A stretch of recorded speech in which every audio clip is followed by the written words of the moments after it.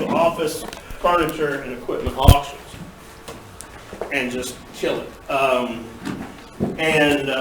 But not anymore. Now, I had somebody call me last year. They had a 4-story office building with 70 some odd offices, all with wooden desks, chairs, file cabinets, everything, and copy rooms. They didn't have all the copiers because those were leased, but some IT equipment, and I was like, yeah. Oh, and then they had cubicles.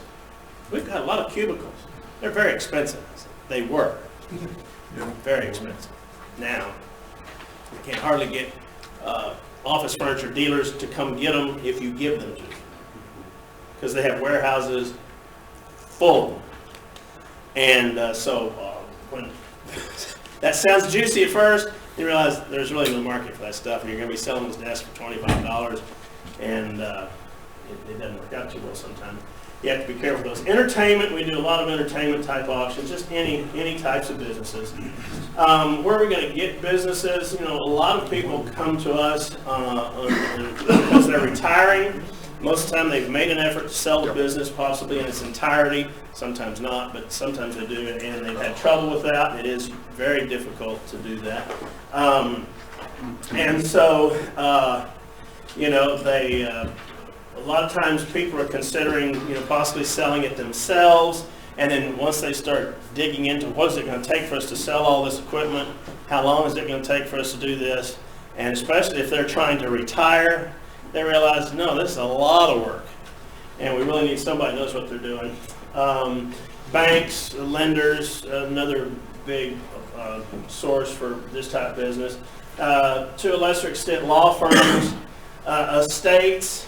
It can be somebody passed away, dad died, he ran the business, nobody else really can run the business as well as he is, so we're going to sell it. Sometimes it's probate, and then a lot of times we're selling surplus equipment. Big company, and they've got a lot of surplus equipment, and the thing that becomes difficult in the surplus auction is usually the business is still running. And so you have to figure out how to get in there and set up the equipment somewhere, stage it, to where it does not affect the ongoing operations. If they have a big separate warehouse, something like that, then that's ideal. But if we're just going to move that stuff over to this side of the warehouse floor, okay. Then you got to rope off areas, so if you have an inspection or something, people aren't wandering off into the stuff that doesn't sell in the auction, and messing with the people trying to manufacture something or whatever. So some logistical issues when it is surplus, possibly. Potential issues.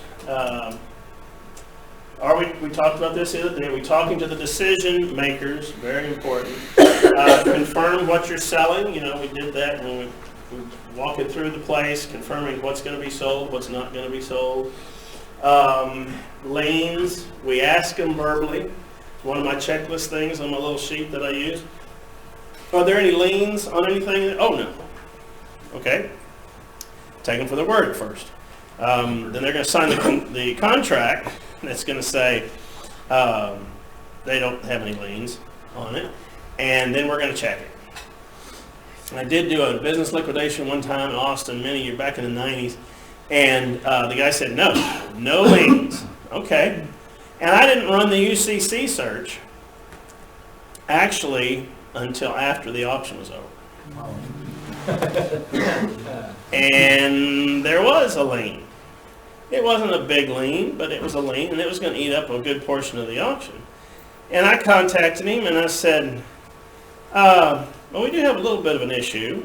We found a lien that's going to have to get paid. He goes, why are you telling me this now? I said, well, I'm telling you this now because I just now looked it up because I believed you. You told me there were no liens. You should have believed me. And I took you for your word. And of course, then what was he going to say? Yeah. And he's like, okay. But so if you forget to run the UCC search, certainly do it before you pay them, okay? Yeah. Because what's going to happen is if there's a UCC lien filed and you send the money to the seller, at some point that lien holder is going to figure out that you sold their merchandise and they're going to sue you and they're going to win. You're going to have to pay whatever that was out of your pocket to them. Because I can tell you, the person you gave the money to is probably not going to say, oh yeah, I'll write a check. That'll be fine. No, that's not going to happen. Yes. The UCC check that you're doing, does that check for being stolen too? No. Or is that a No, completely it has separate? nothing to do with stolen. Nothing to do with stolen. So what And about something? So about it's a that? good question. If you're doing a farm sale and you're taking consignments, never allow people to come in like the day before the auction and bring you something. Say, check in for consignments stops a week out. So that if there's anything you have any questions about, anybody that looks, when somebody comes in and they say, well, hi, I'm John Smith and my place is just down the road. Okay, that's good. Some guy comes in, he's from out of state, he's got another state's tags on his vehicle. He doesn't look like a farmer, but he's got a John Deere sitting on the back of a trailer. Can you sell this John Deere for me? Yeah.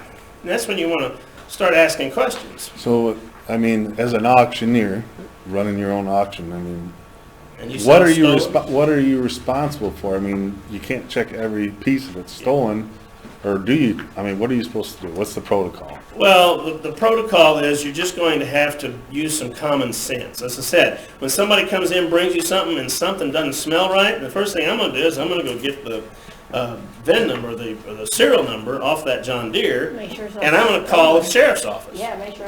Is that what you do? You just call? And usually, if there's something like that gets stolen, okay, they're not going to bring you in, a 4-row planter. Okay, something's going to be serious come in, and because they're not stealing 4-row planters, they're stealing John Deere's. They'll send that out across whatever the internet is for law enforcement. Yeah. It's like a stolen vehicle, it's a stolen tractor, and they'll have a number, and you can get the sheriff's office to put that in and search. And they go, oh yeah. Oh, yeah. And then of course, they're going to say, well, we want to meet this guy. Yeah. Isn't there search software for that? I thought like the big. There might be. I thought there was. There might be. Some of those do that. Yeah. Yes, sir.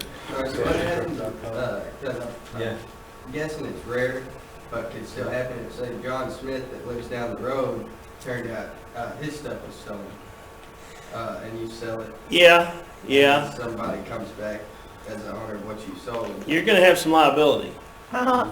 You are. So- I had a friend of So- mine who's an auctioneer. He auctioned off a tractor, and paid the guy. And the owner of the tractor who had it stolen from him found out and sued him Oh, God. and won.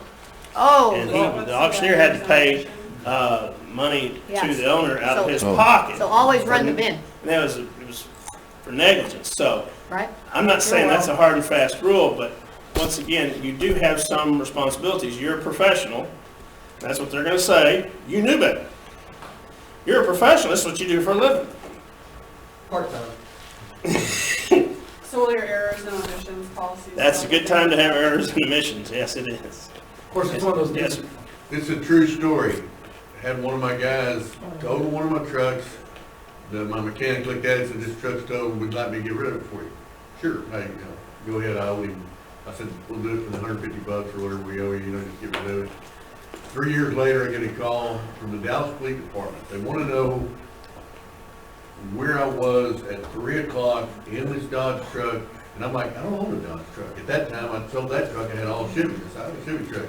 They said, this vehicle was involved in an armed robbery where the person was shot and murdered. And they're wanting to know, because they never transferred the title, and I didn't even think about it when I told the guy it was done, and he, I guess, got it where it can run and sold it to somebody. And anyway, they want to know where I was at 3 o'clock because my vehicle was in an armed robbery. Well, same thing with a firearm.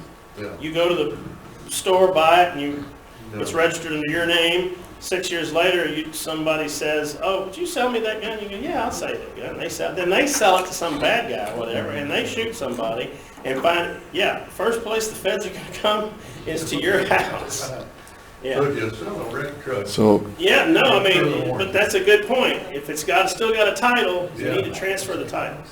so anyways, back to the stolen part. The reason I'm asking this, all the years my dad's bought and sold equipment, we've never had this happen before, but I was down in Florida to a sale a couple months ago, and I bought a skid steer.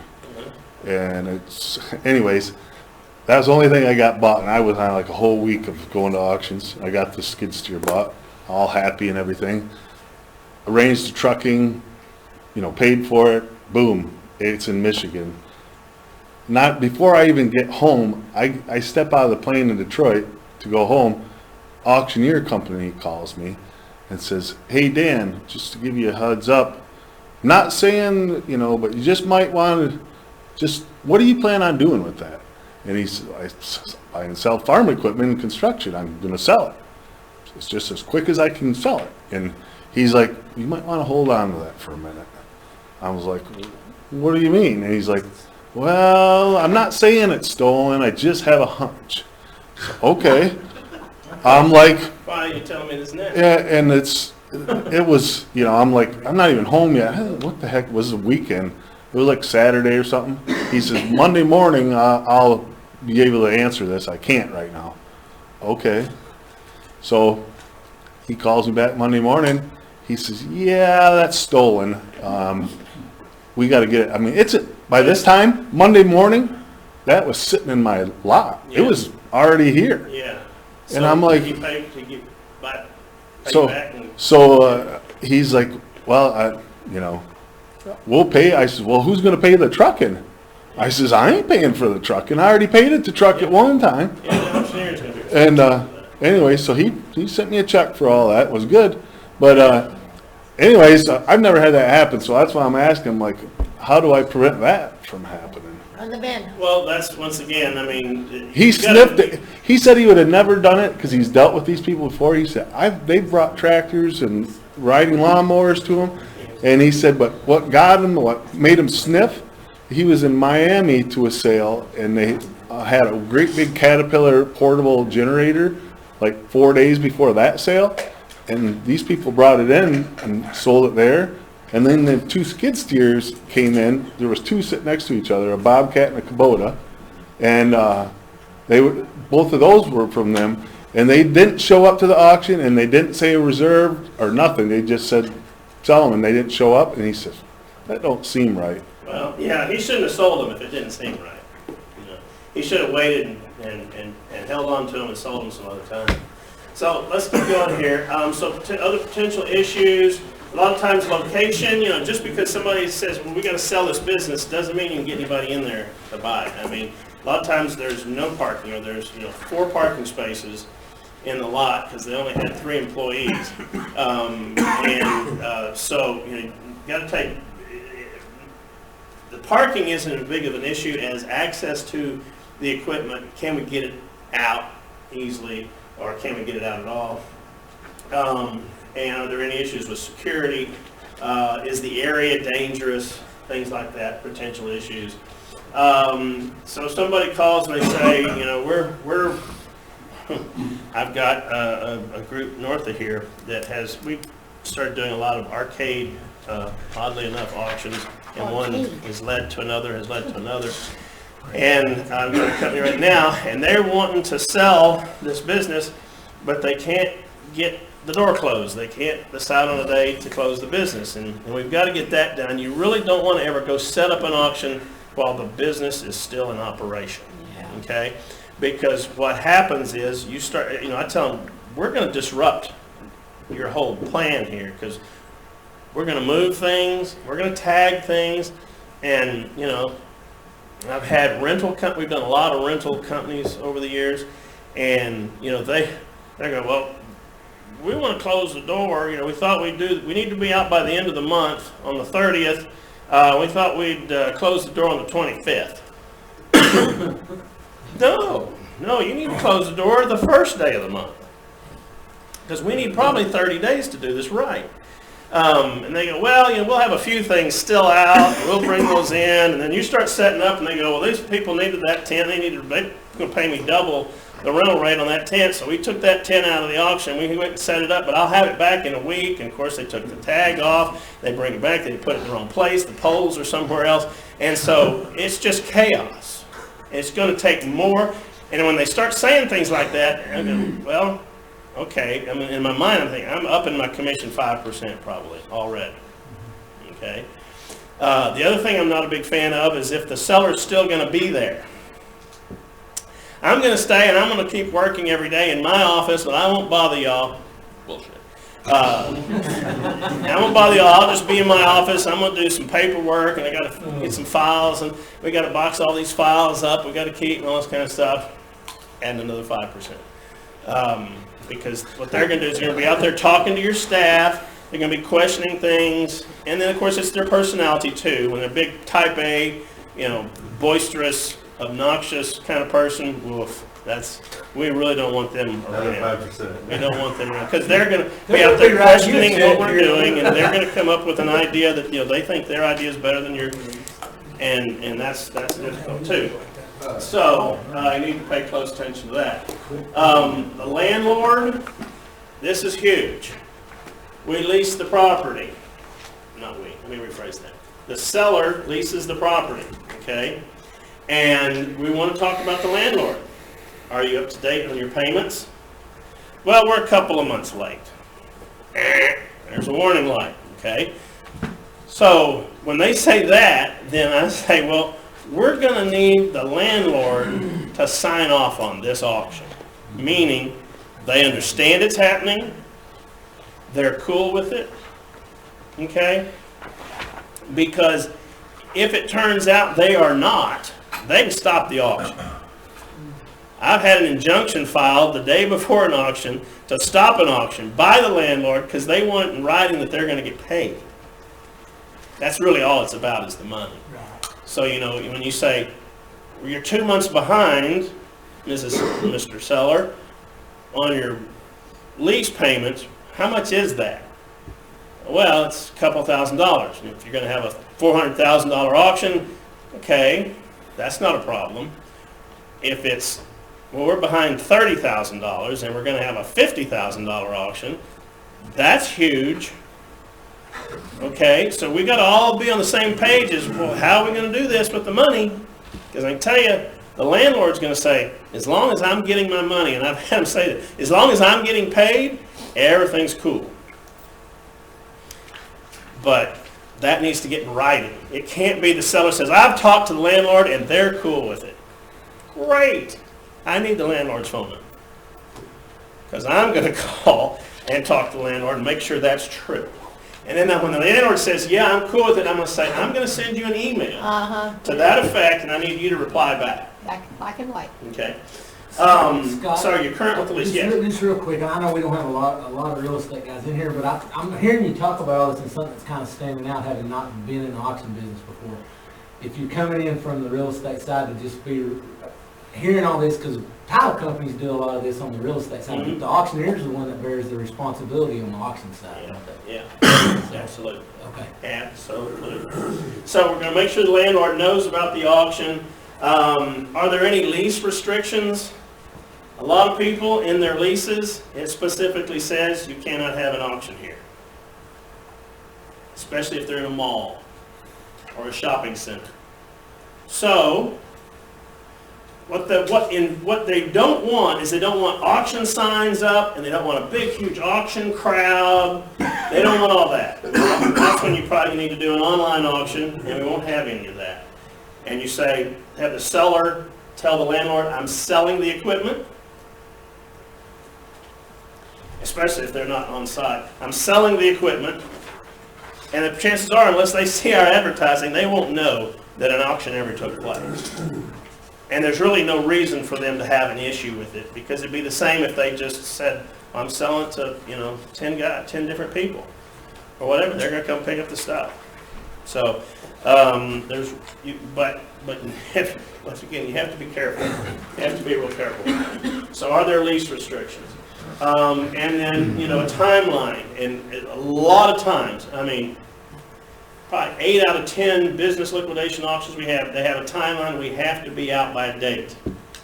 We've sold the real estate, and they're gonna give us an extra 30 days after the closing, that we're gonna pay them a rent of $10, whatever it might be, but we have to be out by this date, okay? So then you gotta back up, you need to write a timeline and go in reverse, and you always have a couple of extra days, because even though you say, we're gonna have checkout on these 2 days, I promise you, there's a great chance that there's still gonna be something left the next day.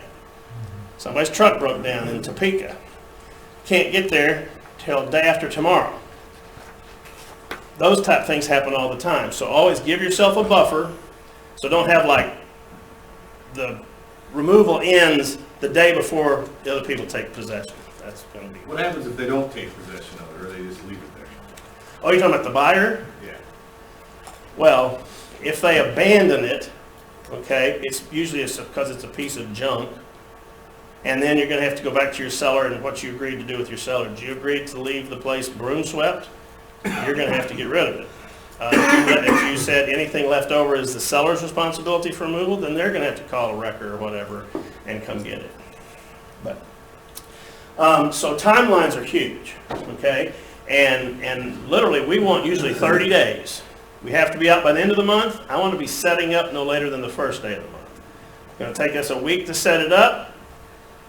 Then we're going to run the auction or the auction marketing for a couple of weeks.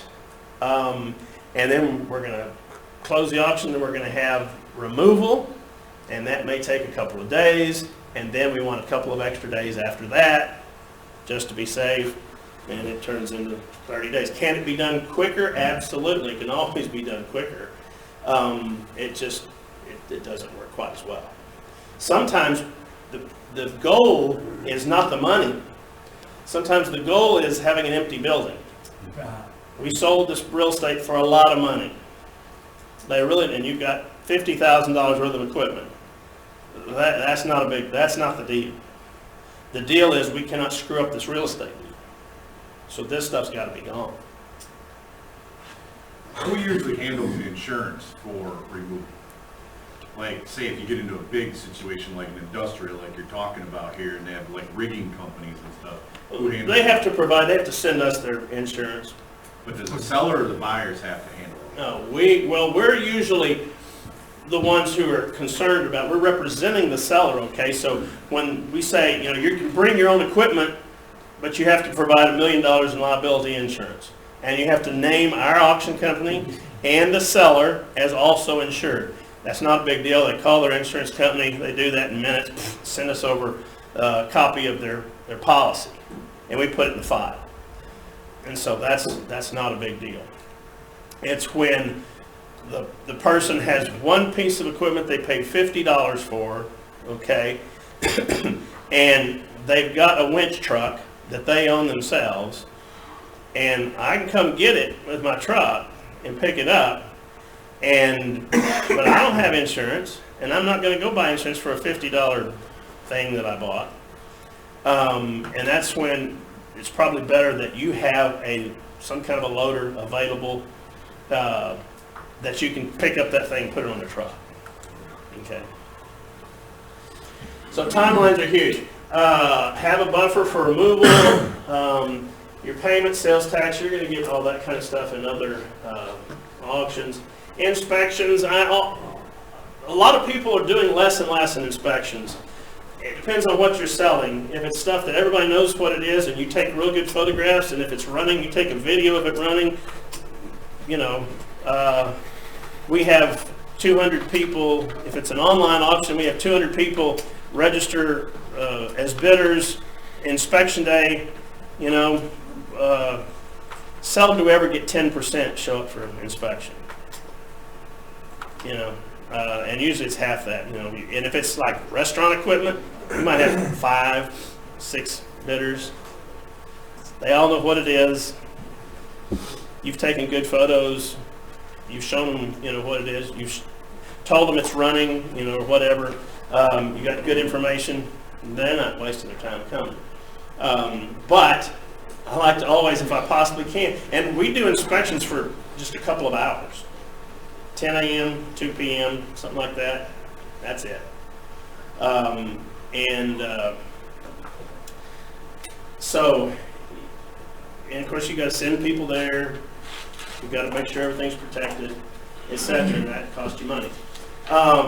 So these are just, what we've done is we've thrown out some ideas about business liquidations. By no stretch of the imagination is everything you need to know, which I think is obvious. But if you ever run into a situation, once again, and you have questions, the great thing about going to a school like this is you have resources. You call Mike, you call one of the instructors, and say, hey, got this deal, I just need to run this past you. Does this sound good, bad, indifferent? So I have really enjoyed being with y'all. Thank you. And I wish you all the best. Go out there and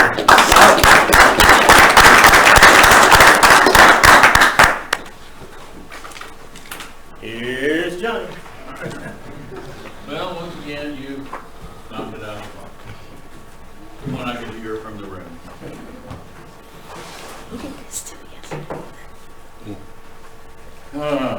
Okay, so we're on a tight. They're going to start running out of cars at 11 o'clock. So Craig Meyer, who is one of our instructors, who won the 2007 World Auto Auction Championship, he's one of the key auctioneers over here at the auction we're going to, which is called Metro. We are going to carpool over there. You're welcome to drive your vehicle.